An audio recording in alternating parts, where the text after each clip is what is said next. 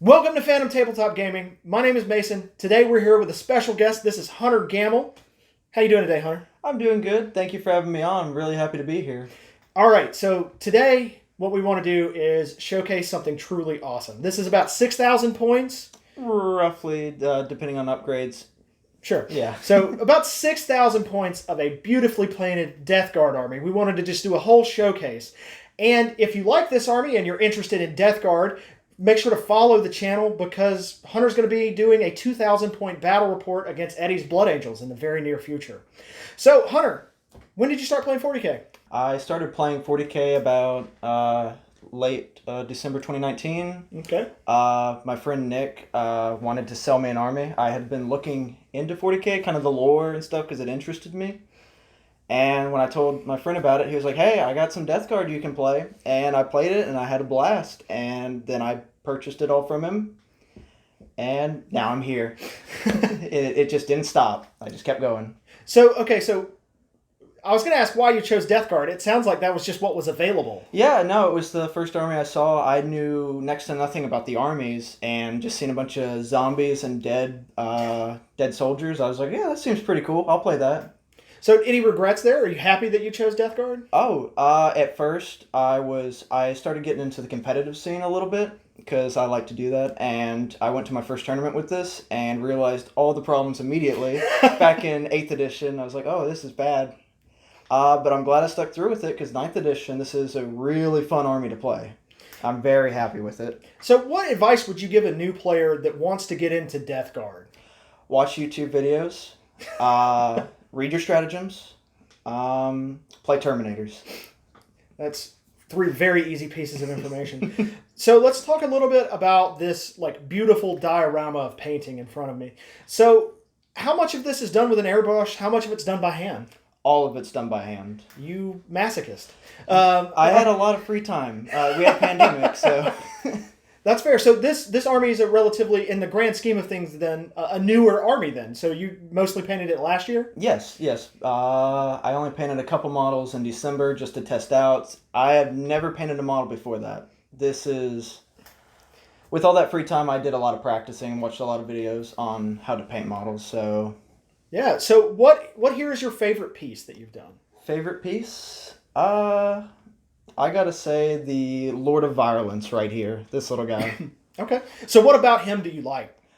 He's just got a bunch of little details, and when I started painting him, I got kind of bored of the generic green and purple colors, and I said, you know what, I'm gonna try something different. And so I went with the old 30K color scheme, and I liked it so much, I did a couple more models, like over there, and some other 30K Plague Marines, in that style, and it was a lot of fun just to change things up. Okay, so it's kind of like it was a level up moment for you. You were like, I don't have to, I'm not tied to this. I can just do. Yeah, I got a little tired out of green and purple. So. Okay, so what model is? So is that the model you had the most fun painting, or? Mortarion was pretty fun. I think I had more fun with the Lord of Violence just because he's smaller, he's easier. Whereas Mortarion was just a whole project on itself. Sure. Yeah, you could probably paint 1,000 points before you paint Mortarion. All those little details and interesting bits. Yeah.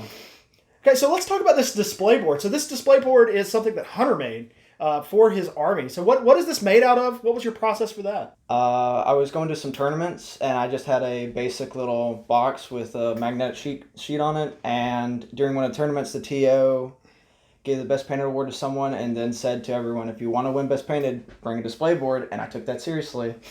So I took a whole week off just to make this board using some of my quilting terrain. It gave me an excuse to paint up this thing, the terrain piece for Death Guard, which was still pretty fun. And there's a little bit of D&D terrain too because I just had that left over. Yeah, well, that's one of the really fun parts about doing a project like that is that you have all these random things laying around, and you can really give them second life. Like the little generator. These are little staple covers that I just glued together to make an I-beam. Yeah, that's awesome. Some little pipes that I had laying around. It was a super fun project. I'd encourage anyone that loves painting to make a display board for your army. Okay, it is a lot of fun. So, what are if you had to give your 3 favorite pieces in the whole army? I know, so the Lord of Virulence is number 1. What would number 2 be? It's definitely Mortarion. He's Yeah. still, even though he's a lot of work, it is still a lot of fun and it is gorgeous to paint. It's just so much canvas for you to paint on.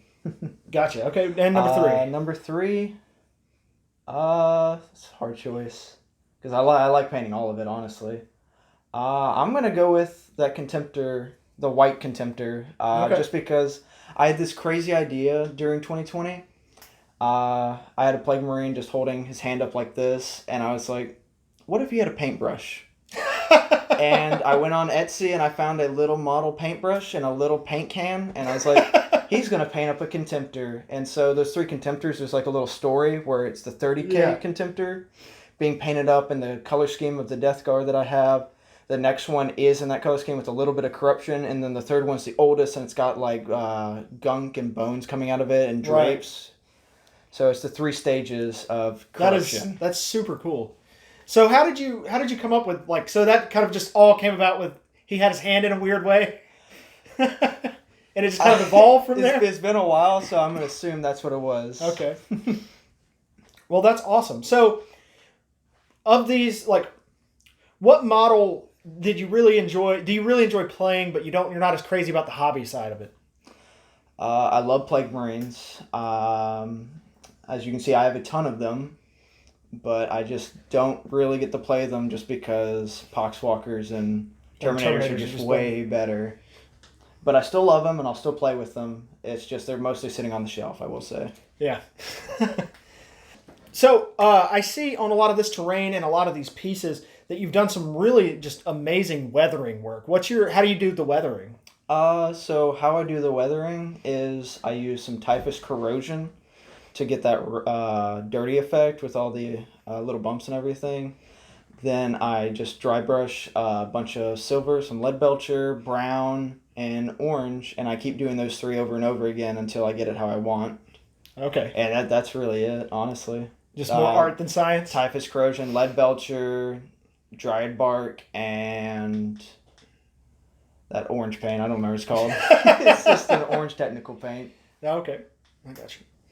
Well, they look fantastic. So I have to ask, this what's the name of this unit right here? Oh, that's the Demon Prince. So this Demon Prince I see has like a flamethrower held on with a chain.